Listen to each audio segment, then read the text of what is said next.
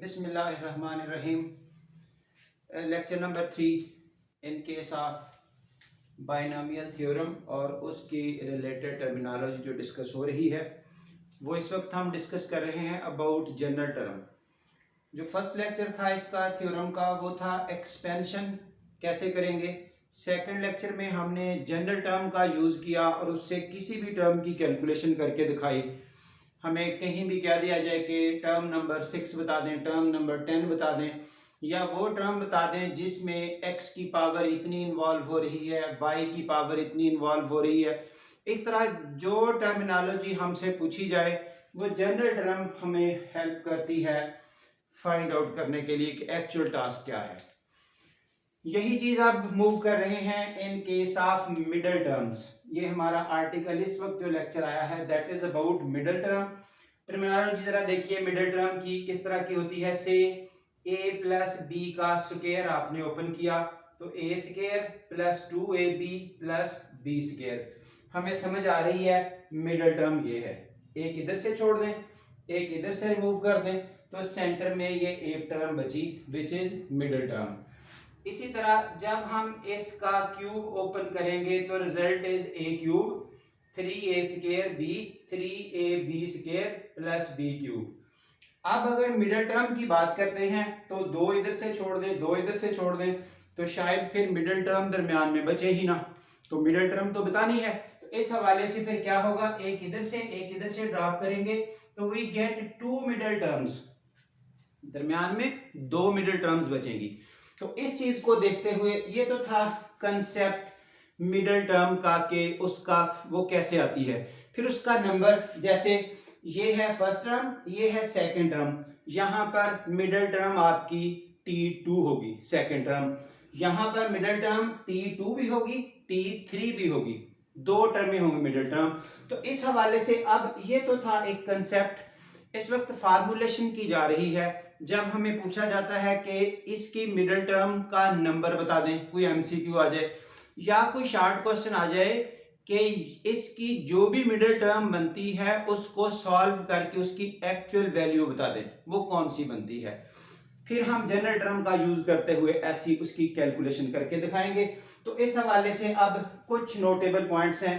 जब power even है इस पावर को इंडेक्स बोलते हैं, जो आम फॉर्मेशन में हम a plus B raise to power n बोलते हैं जब जनरल फार्मूला बनाते हैं। यानी कि ये n की वैल्यू पावर इवन हो तो मिडल टर्म एक होती है, जब पावर ऑड हो जैसे 3 है तो मिडल टर्म्स की तादाद 2 होती है। तो ये अब कुछ हद तक ऐसे कंसेप्ट बन जाएगा 2 के और 3 के, क्योंकि स्क्वायर और क्यूब बच्चा खोलना जानता है, इससे समझ आ जाएगी। अदरवाइज फार्मूले बनाने का तरीका देखिए। हाँ जी, a प्लस बी की पावर n ये जनरल एक्सपेंशन है इस बाइनोमियल की। इसमें जो ये नंबर n है इसको एक्सपोनेंट बोलते हैं या इंडेक्स बोलते हैं। ये नॉमेनक्लेचर भी आपको साथ साथ याद इसी तरह हो जाएगा, यानी कि बातें करते करते ही कभी बोलते हैं if index is 5 then middle term will be, तो आपको इंडेक्स का नाम का ही ना पता हो, एमसीक्यू जैसे पूछे जाते हैं। तो इस पावर का दूसरा नाम इंडेक्स या एक्सपोनेंट। उसके बाद अगर ये एक्सपोनेंट या इंडेक्स इवन हो, जैसा कि ये अभी आपको 2 बताया कि n ये 2 एक इवन नंबर है, तो देन क्या पोजीशन है, there is only one middle term. उसका नंबर कौन सा होगा, वो जो इवन नंबर है वो 2 पर डिवाइड हो जाता होता है। ये मैं वे बताने लगा हूं कि इस तरह आपको पता चल जाएगा। ये जैसे इवन नंबर 2 है वो 2 पर डिवाइड हो जाएगा, पूरा पूरा आपको एक नंबर मिल जाएगा। ऐसे 6 हो उसको 2 पर डिवाइड करें तो वो कंप्लीटली डिवाइड हो जाएगा। उस नंबर को 2 पे डिवाइड करें, जो आंसर बनता है उसमें एक ऐड कर दें, जो ये नंबर बनेगा ये आपकी मिडल टर्म का नंबर होगा। आपको एग्जांपल दी जा रही है। फॉर एग्जांपल इसकी एक्सपेंशन में हमें पूछा जा रहा है मिडल टर्म का नंबर बता दें कौन सा है, सिर्फ एक एमसीक्यू। यानी कि इसकी एक्सपेंशन जब करेंगे तो मिडल टर्म जो भी आएगी उसका हमने सिर्फ नंबर बताना है कि वो 7th होगी, वो 5th होगी, वो फोर्थ होगी, कौन सी टर्म मिडल होगी। तो उस हवाले से ये देखिए, पहली बात कितनी होगी, एक, क्योंकि पावर इंडेक्स इवन नंबर है। उस इवन नंबर को 2 पे डिवाइड करें और इससे पता चल जाएगा इवन नंबर 2 पे डिवाइड हो जाएगा इजीली। जब ऐसा करेंगे तो आपको इसका सोल्यूशन मिला 5 और उस आंसर में 1 ऐड कर दें तो आउटपुट क्या बनी, 6th term will B middle term. यहां पर नाम उसका ये होगा T6। इस तरह से आपसे MCQ की बात हो सकती है। हाँ जी, सिमिलरली अगर n ऑड होगा तो उस वक्त 2 मिडिल टर्में होंगी। व्हेन n इज ऑड, ऊपर एक्सपोनेंट या पावर ऑड नंबर होगा तो 2 मिडिल टर्में होंगी। कौन कौन से नाम होंगे उनके, ये देखिए, नेमली, अब आपकी सेंस बनाने के लिए n ऑड है, ये है से 5, तो 5 तो 2 पे डिवाइड नहीं होगा, जैसे इधर इवन नंबर 2 पे डिवाइड हो जाता होता है। अगर कोई भूल भी जाए तो ऐसे याद रह जाएगा। 5 2 पे डिवाइड नहीं होगा, उसमें पहले 1 ऐड करें और जब पहले 1 ऐड कर लेंगे अब ये नंबर इवन बन जाएगा, जैसे 6 बन गया। तो अब इसको 2 पे डिवाइड करें, अब ये 2 पे डिवाइड हो जाएगा 1 पहले ऐड करके। हाँ जी, आंसर जो बना 1 यही मिडिल टर्म है, 1 इससे अगले वाली, ये थर्ड होगी, ये फोर्थ होगी। ये तरीकाकार है 2 मिडिल टर्में बनाने का। सो ये देखिए, 1 हो गई, उसी पावर में 1 ऐड करें, उसको 2 पे डिवाइड करें, एक नंबर ये होगा, 1 इससे अगला होगा, इससे अगले का मतलब इस सारे टोटल में ये देखिए 1 ऐड कर दिया, 1 ऐड कर दिया। इसकी मजीद अगर कोई सिंप्लीफिकेशन करेगा तो ऐसे हो जाएगी, ये देखिए n + 1 + 2 डिवाइडेड बाई 2। जब इसकी सिंप्लीफिकेशन करेंगे इट विल बी दिस, एक आपका ये नंबर होगा मिडिल टर्म का। ये जो n के साथ फार्मूले बताए जा रहे हैं ना, क्योंकि MCQ में n के साथ फार्मूला पूछ लिया जाता है तो कम से कम वो भी करना आता हो आपको। बाकी वैसे तो जजमेंट ड्राफ्ट भी हो जाएगी कि मिडिल का नंबर कौन सा है। That's all. ये हमने अपनी, ये देखिए एक एग्जांपल भी नोट कर लें। अगर पावर 11 है, इसकी हमसे मिडिल टर्म पूछी है, 1 होगी या 2 होंगी।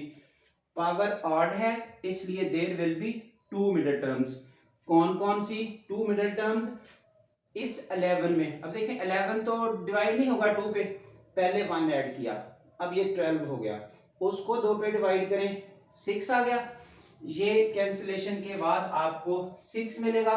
इट मींस 6th टर्म एक मिडिल होगी एंड नेक्स्ट इससे अगली कौन सी होगी, 7th। इसलिए T6 और T7 will be 2 middle terms. यहां तक जो काम था आपको ये डिस्कशन समझाई है कि हमें मिडिल टर्म के नंबर का कैसे पता चलेगा, MCQ नंबर वाइज कैसे पूछे जाते हैं। कहीं भी कोई इंडेक्स देके आपसे मिडिल टर्म का नंबर नेम पूछ सकता है। तो दैट्स ऑल, ये था MCQ। अब यही क्वेश्चन मिडिल टर्म के हवाले से जब आता है ना शॉर्ट क्वेश्चन, उस वक्त पहले आप वो नंबर ढूंढते हैं कौन सा मिडिल होगा इस तरीके से, फिर उसकी वैल्यू कैलकुलेट करते हैं। वैल्यू कैसे कैलकुलेट करनी है, वाया जनरल टर्म। जो जनरल टर्म, इससे पिछला लेक्चर डील किया, काफी डिटेल से काम किया, जिसने समझ लिया उसको अब जनरल टर्म के यूज का इशू नहीं है। फिलहाल यहां फिर से वो काम करके दिखाया जा रहा है। ये देखिए एक्सरसाइज 8.2, अब उसका question number 10, find middle term. 2 question deal किए जा रहे हैं, वही 2 जो स्मार्ट सिलेबस में है। पहला question, in the expansion of this, ये आपका पार्ट 1 है, इसमें हमें कहा गया मिडिल टर्म बता दें।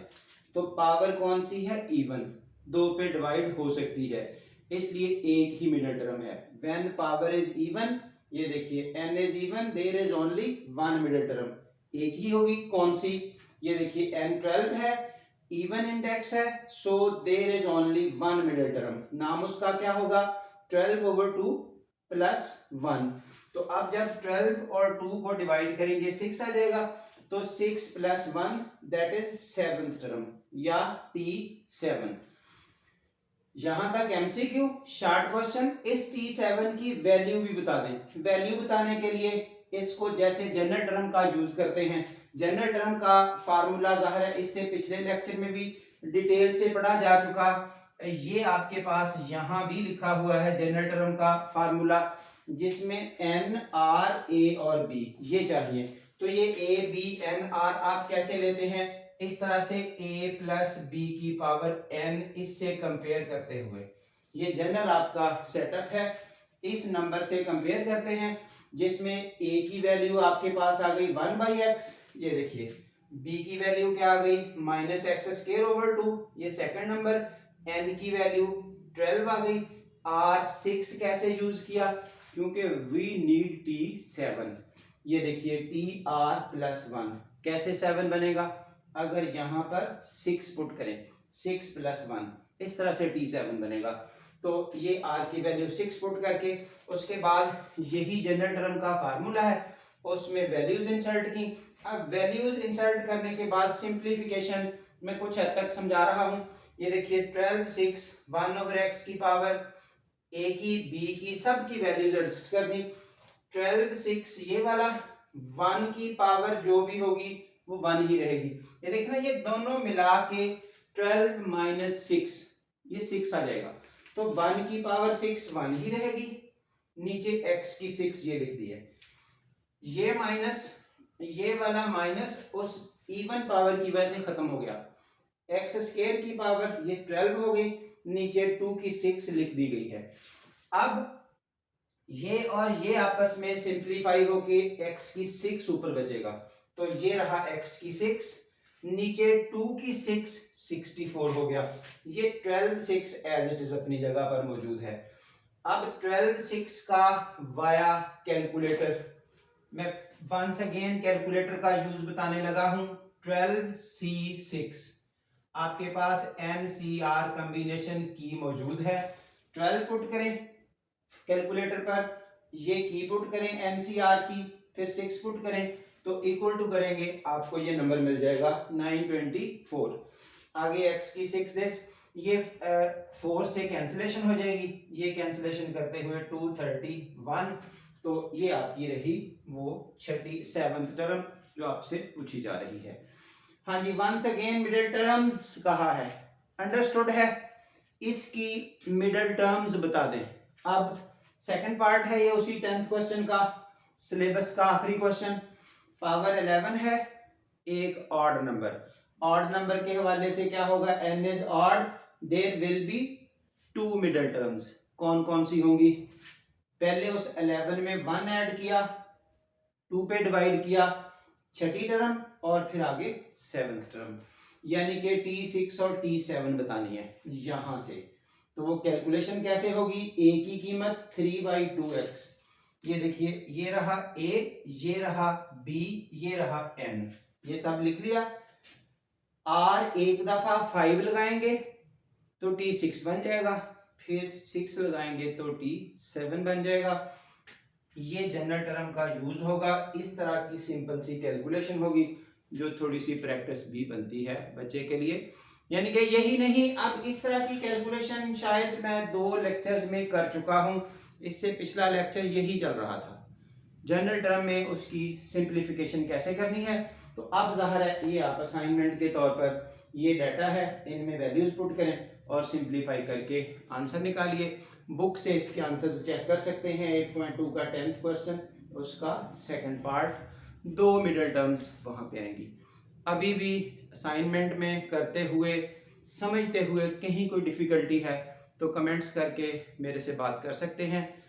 इंशाल्लाह आपको फिर उसी वक्त उसका आंसर भी मिल जाएगा। अगर सब ठीक है तो फिर इसको सब्सक्राइब करें चैनल को भी और वीडियो को लाइक करें। Thank you very much.